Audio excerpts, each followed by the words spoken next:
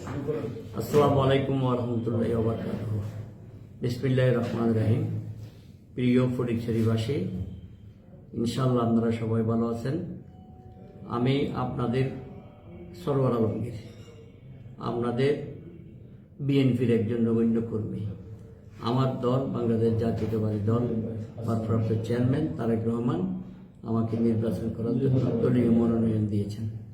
আমি আপনাদের ফটিকছড়িবাসী বাংলাদেশ জাতীয়তাবাদী দল অঙ্গ সংগঠনের প্রতিটি নেতা কর্মীদেরকে নিয়েই একসাথে আগামী নির্বাচনে ফটিকছড়ির 5 লক্ষ ভোটার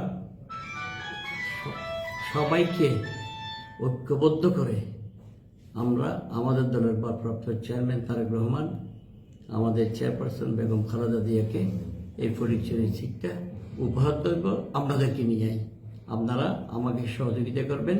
আর আমার দলীয় নেতা কর্মীদের প্রতি অনুরোধ, কোনো মিষ্টি বিতরণ, কোনো বিজয় মিছিল, কোনো ফুল, কোনো কিছু যেন বিতরণ করা না হয়।